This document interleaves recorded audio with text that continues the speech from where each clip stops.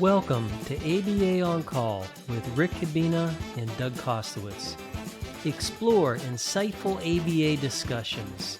Stick around for a chance to earn a CEU. Listen for 3 secret words, note them, and claim your CEU after the show. Hello, everyone, and welcome back to ABA On Call. We have another very intriguing episode. Today, Doug, we have a legendary Dr. Bobby Newman who's going to be talking to us about his book. And his book is called First Responders and People Diagnosed on the Autism Spectrum, What Each Needs to Know About the Other. Doug and I have read your book. We have 1,000 questions, but we can't ask 1,000 questions. So we're just going to ask a few. And the one that Doug and I both, when we were talking beforehand, was to start this off was very simple. Why'd you write the book, Bobby? Well, as fate would have it, the day I began writing the book, the reason that I started writing the book happened again. A young man in California diagnosed on the autism spectrum was shot and killed during an interaction with first responders, with the police. In my opinion, totally avoidable tragedy. So let me take a backward step. I began my career some 30, 40 years ago. When I was in graduate school, I began work with the New York City Police Department. I was with the Crime Victims Board, Crime Victim Assistance. And in so doing, I began working in precincts in New York City, primarily the 107th and 109th precinct. And I became very familiar with situations. And as my career progressed and as I began to specialize more and more in developmental disabilities and moved away from work with the police, I nonetheless found the worlds overlapping because there were many encounters. Again, remember where we were in history, as many more people diagnosed with developmental disabilities, including the autism spectrum, were living at home, were living in the communities as opposed to other settings. And so interactions with first responders became very, very common. And unfortunately, as many of your viewers will probably know, a great many behaviors that are often displayed by people diagnosed on the autism spectrum can be very confusing to those who are not familiar with people diagnosed on the autism spectrum. And as I will probably discuss in more detail later, in fact, many of the behaviors shown by people diagnosed on the spectrum is exactly what first responders are taught. This means aggression is imminent. So, for example, people who begin to pace when agitated or begin to seemingly talk to themselves, what we may think of as echolalia, but someone who doesn't recognize that and starts taking statements made out of context, not recognizing that this is echolalia, or putting hands in pockets and refusing to take the hands out of the pockets, refusing to follow directions in general. The young man who was shot and killed, unfortunately, in San Diego, had a gardening hoe in his hand that the family said was entirely dull. But as far as police training was concerned, he had a bladed weapon. And they followed their protocols and their training, and to tragic end. So that's what the impetus was behind the book. After all these decades where many friends of mine in law enforcement would call me in when they recognized they were dealing with people diagnosed with people on the spectrum or other disabilities, I thought it would be nice to put it all in one place. Now, there's wonderful training resources out there already. There's some wonderful resources I can share with your listeners as well, but I just wanted to have one easily accessible place and one place where there were some stories to maybe make some of these concepts kind of concrete. So that's why I put the book together. Okay. She may have already said this. I just wanted to get you to clarify. What's the biggest gap? Is it just that understanding that certain behaviors that set the occasion under certain situations are not the same situation when you're dealing with different individuals? Is that gap that you're trying to get at? Yes. So, for example, and let me make a very silly example. I mentioned echolalia. Those of you who are fans of stand-up comedy and ventriloquism, it's such a thing, there's Jeff Dunham. And Jeff Dunham has a ventriloquist puppet to offend everyone. He has one for every side of the political spectrum. And one of his ventriloquist puppets, his catchphrase is, "Silence, I kill you." And you can only imagine what would happen if a person diagnosed on the autism spectrum who's engaging in echolalia during interaction says, "Silence, I kill you."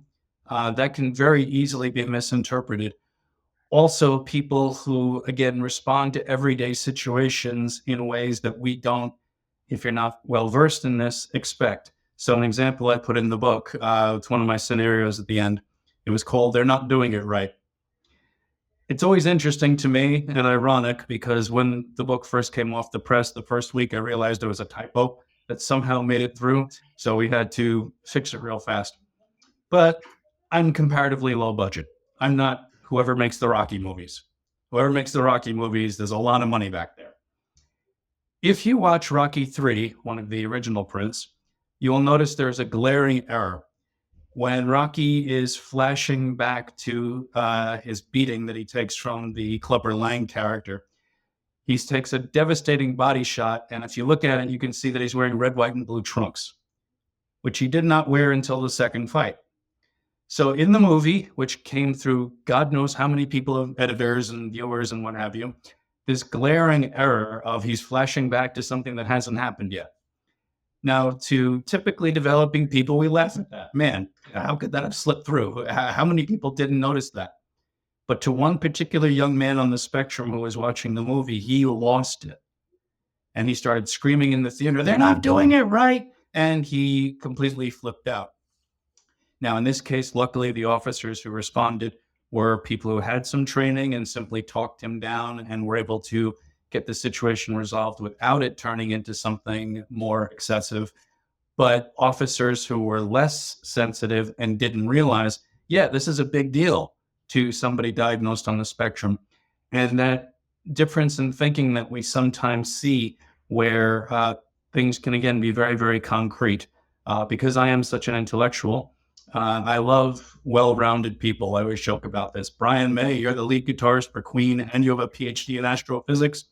You're a guy I want to have a beer with. That's a well-rounded individual. And again, this is where my intellectualism comes in. My favorite professional wrestler personally is a woman named Britt Baker, who DMD, who actually is a dentist in real life. It's not a gimmick. She just happens to be a dentist and likes this stuff. So on Wednesday night at TBS, she's getting smashed over the head with fluorescent light bulbs, and the next day she's off fixing teeth. That's a well-rounded person that I really want to get to know. But interestingly enough, the mayor of Knox County, Tennessee, Glenn Jacobs, better known to pro wrestling fans as the Demon Kane, when he first started pro wrestling, or I shouldn't say when he first started, but among his many early gimmicks was being an evil dentist. To the best of my knowledge, Glenn is not actually a dentist. It was just a gimmick, unlike Britt, who actually is. So one young man diagnosed on the spectrum that I knew, he was a huge pro wrestling fan, and he understood these are gimmicks. Glenn is a dentist this week. In a couple of years, they'll repackage him as Kane. In a couple of years, they'll repackage him as whatever to keep the character's storyline fresh. The fact that Britt really was a dentist in real life, he couldn't accept because he knew that there are pro wrestling gimmicks. And when he was shown and people showed him on the internet, no, she really is a dentist, he couldn't accept it and he lost it. And he's screaming and carrying on that the internet is collectively lying. Everybody's lying. He's having an emotional meltdown.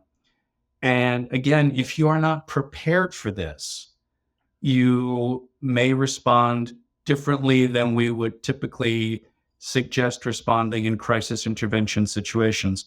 So again, that's one of the things I was really pushing for here is what's the appropriate responding to de-escalate situations when you recognize that you're dealing with somebody diagnosed on the autism spectrum.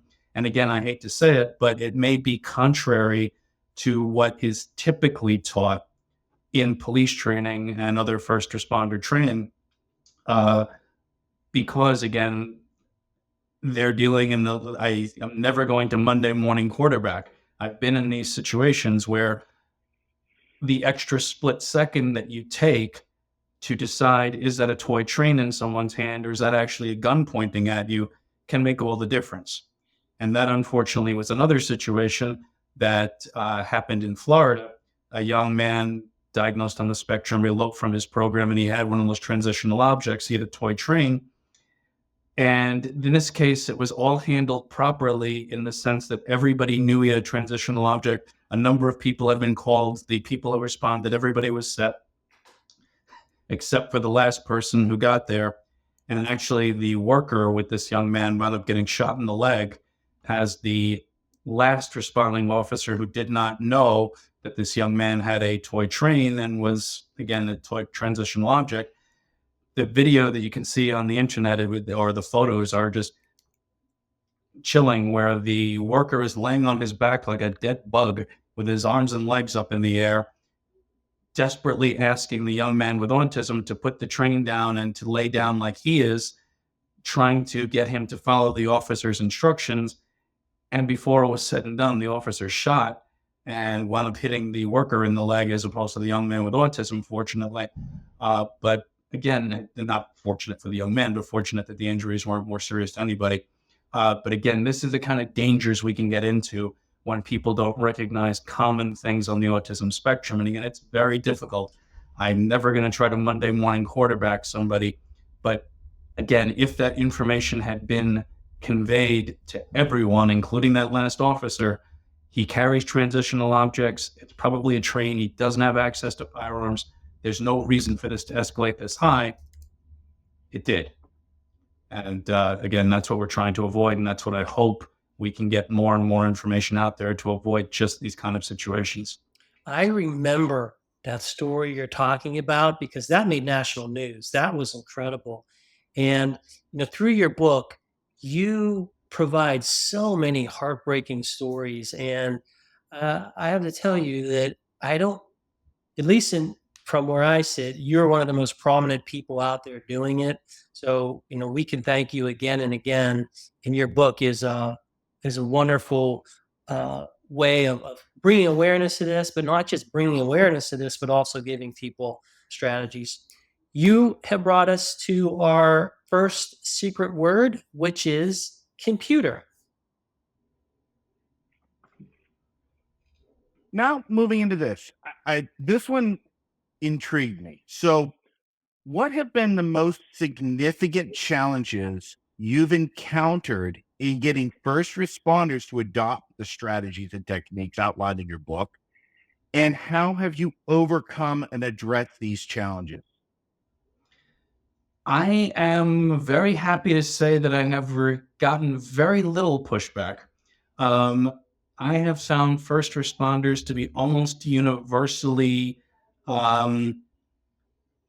very much seeking this information.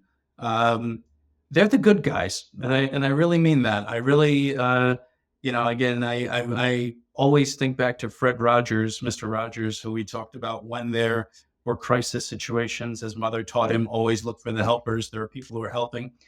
And first responders want to be those helpers. They really do. And in fact, that's one of the things I always advise parents in programs. Please don't make them the bad guys. And that's one of the things that officers say to me very frequently when I say, what would you like people to know? And they say, please don't make us the bad guys. Please don't threaten you're going to call us. We want people to approach us if they're lost, if they're scared, if they need help. And if you make us the scary guys, that we're the bullies who are going to show up and take you to jail because you're not following directions, that really works against us. I'm not going to lie about it. I have had some girlfriends, boyfriends, spouses, other people say to me, that extra second that you're asking him or her to take may get them killed. And I do have to own that.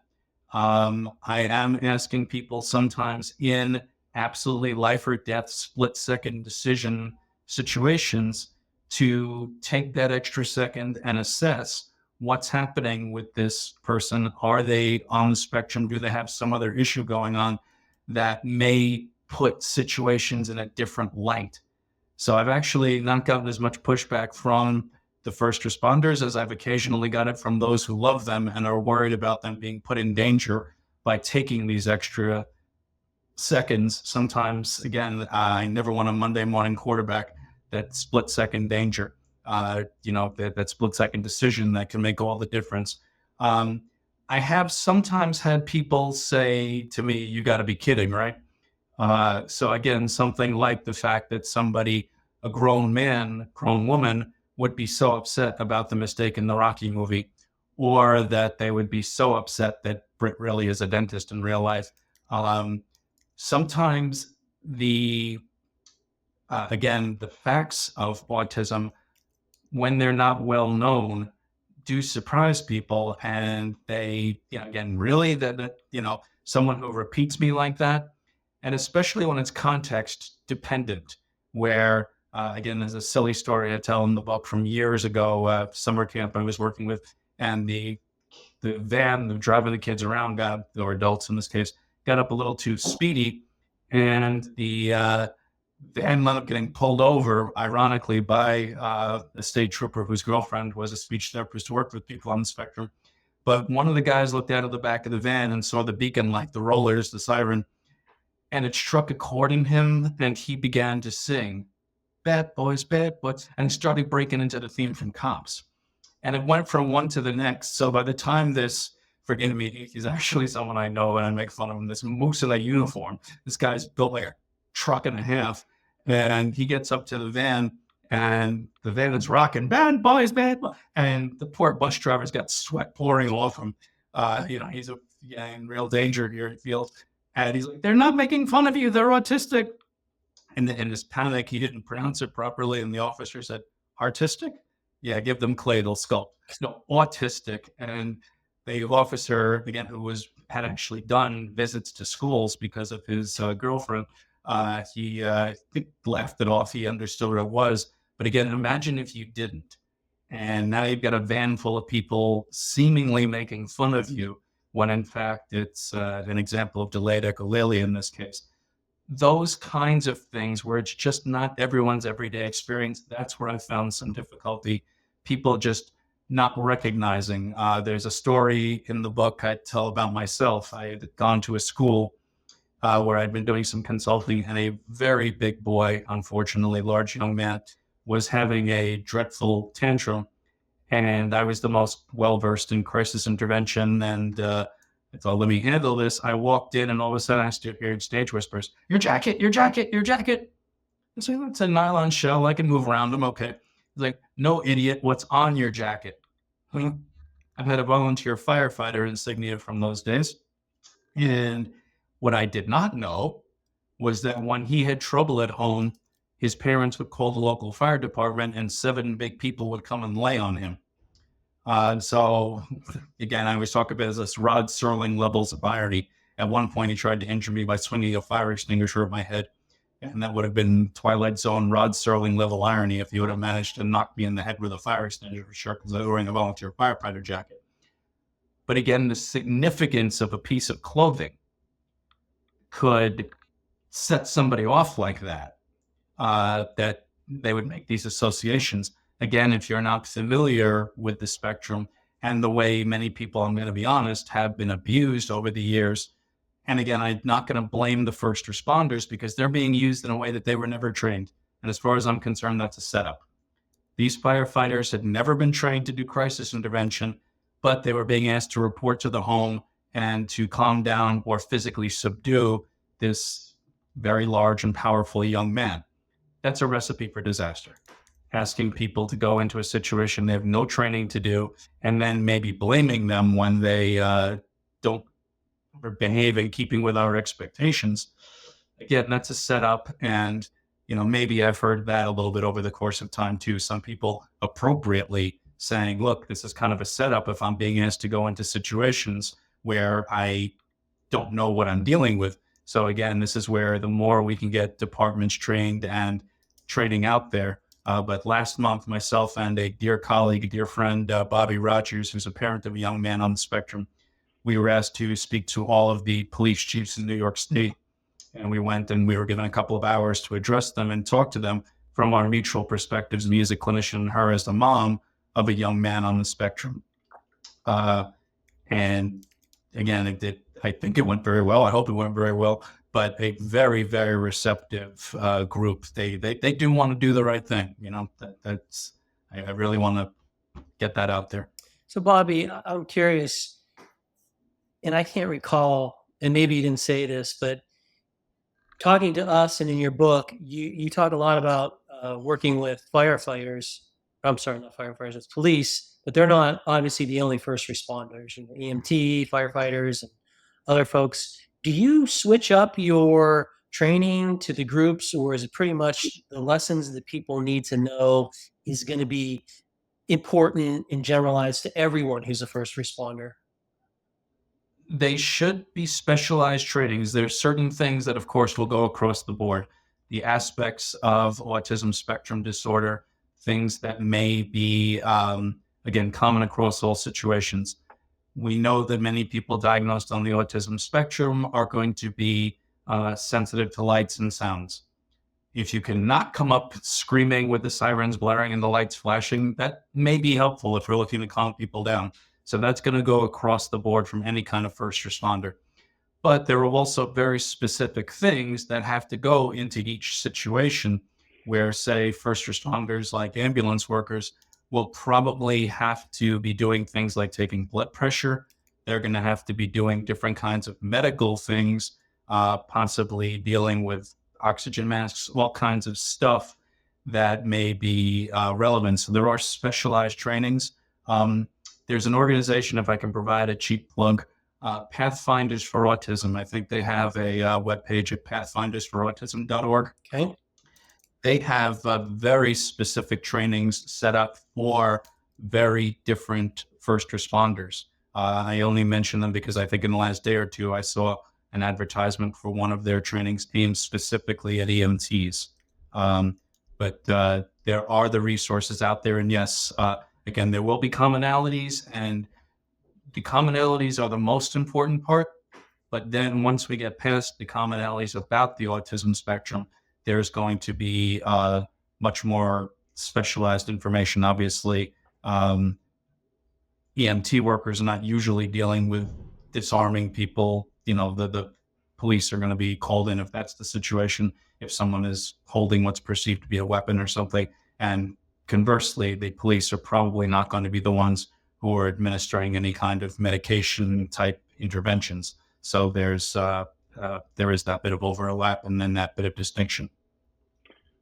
Well, that brings us to our second secret word, and that secret word is clouds. So our final section here starts off with this question. From your experience, what are the key challenges parents and guardians face in ensuring that their loved ones on the autism spectrum are understood and properly supported by first responders? And how does your book help bridge that gap? Well, I hope it does. But by providing that information about those ambiguous situations where people just, if they're not trained, wouldn't get it. So there's a lot of expectations we have about the way people behave in general. If someone can tell me every batting average of everyone who's ever been a New York Met, but when I ask them, what's your name, responds back, what's your name? I'm probably, if I'm not well-versed with echolalia and with the splinter skills associated with the autism spectrum, I'm probably going to think that person's making fun of me or is somehow, again, just having some other issue than a language-based disability. There are, again, just things that aren't common knowledge that I hope to make more common knowledge about the autism spectrum. Of course, it's very tricky. I spend a lot of time in the book talking about the various levels of autism, 1, 2, and 3, which again varies from people, as we know, who need highly significant, substantial support, who can be essentially non-communicative, right through Sheldon Cooper from The Big Bang Theory, whether they wanted to claim they weren't making fun of autism or not. They pretty much did. There's a wide range of functioning. Each part of that functioning is going to bring its own difficulties associated with it. But again, there is that very specific information that can mean a lot difference between life or death. This has been a tough summer with elopement. I don't know if y'all track this. It's something I do. We have had an epidemic of elopements and drownings and near drownings. There's statistics. I was looking at something coming out of Florida that they did a compilation.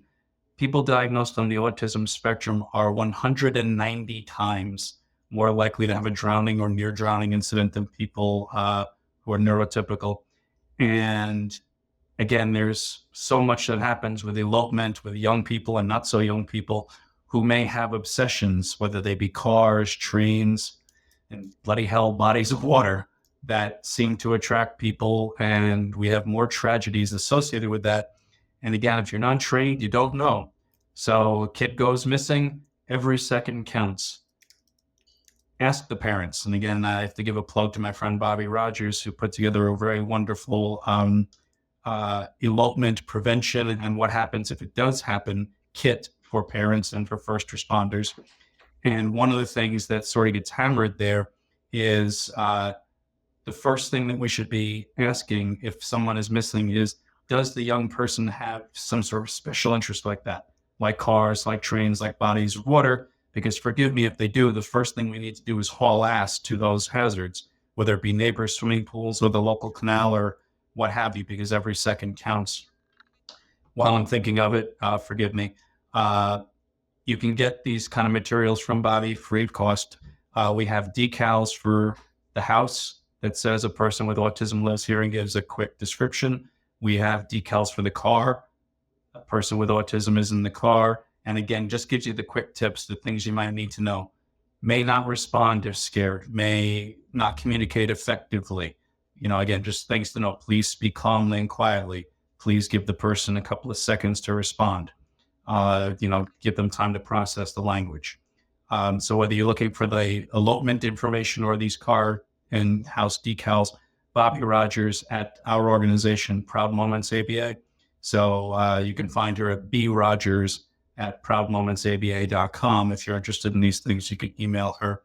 But again, to return back to the original question, that's what I'm really hoping for, is dispensing some of the confusion, getting that information out there about what, again, what information may be crucial for everyone to have, and just to be able to avoid these misunderstandings that wind up in tragedy, as in the couple of cases that we've already described.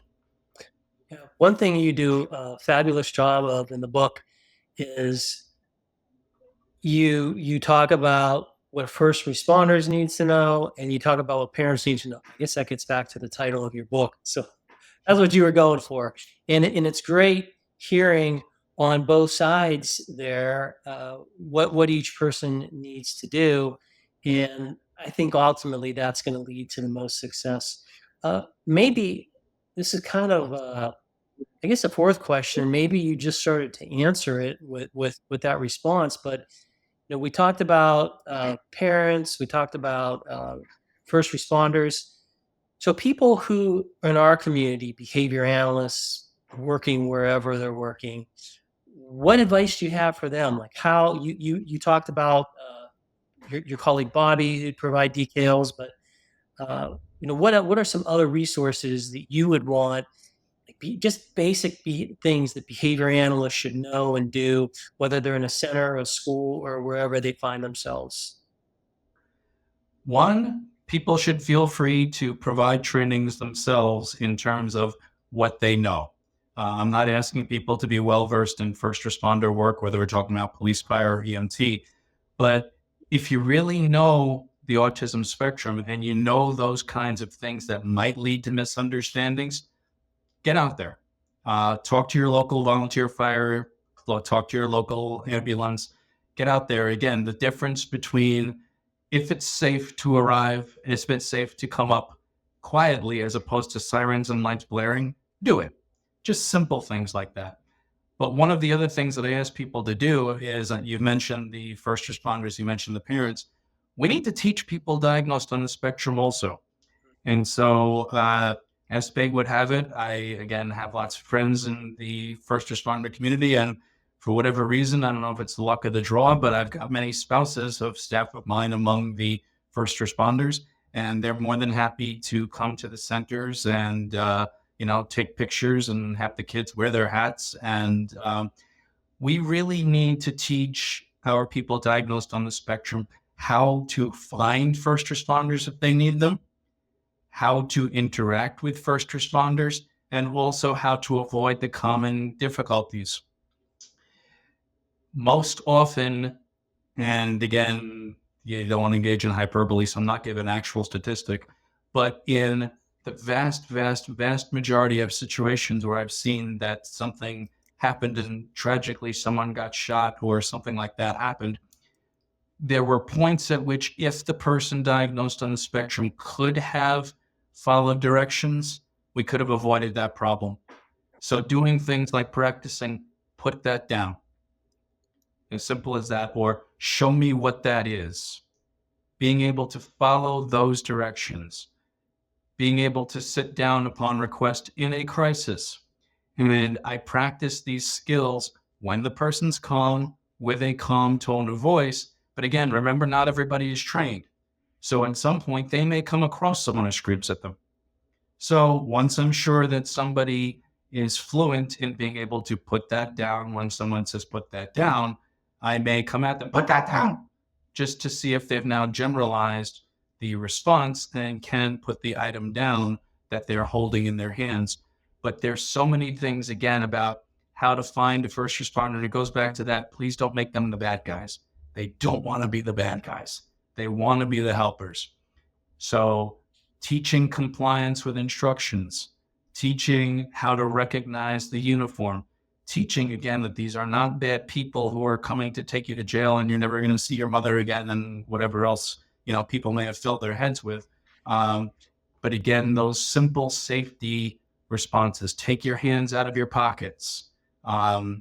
Again, so many simple things that we could teach that if the young person on the spectrum learns to do that upon request, the situation doesn't have to escalate. So again, if I'm going to my behavior analysts, share your knowledge out there, and then also work with your first responders.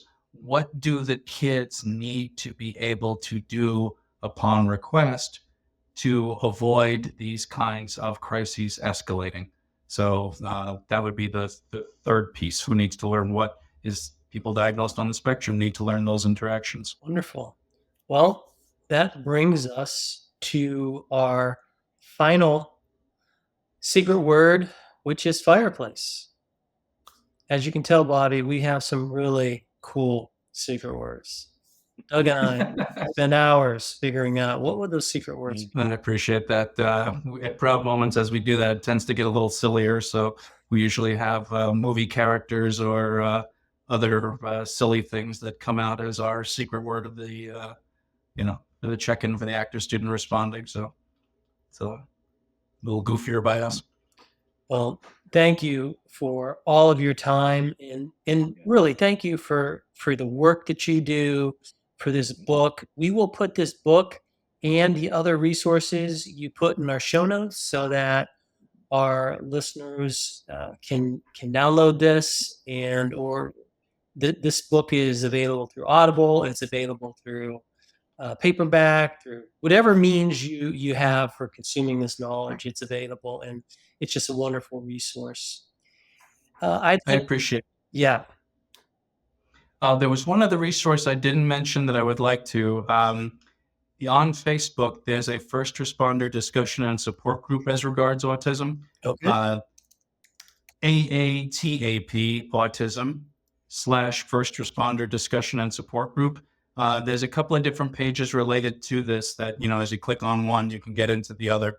But again, just in terms of information and a community of people, again, there's a lot of people out there who are doing this work, trying to help to make sure that everything, goes smoothly when people diagnosed on the spectrum wind up involved with first responders one way or the other. And again, this is a wonderful resource as well. It's I'm not even sure how to pronounce it. I pronounce it ATAP. I don't know if that's what it is. AATAP Autism / first responders discussion. But if you go on Facebook, you can find their group as well. Excellent. Well, Bobby, again, thank you for your time. And for all of our listeners out there, I want to thank you for joining us on today's episode of ABA On Call. Thank you, my friend. Thanks for watching this episode of ABA On Call. To get your CEU, follow the link and instructions below the video. You can enjoy the program again there, or you can go straight to the attendance verification quiz. Just enter the secret words and pay the CEU fee to generate your certificate.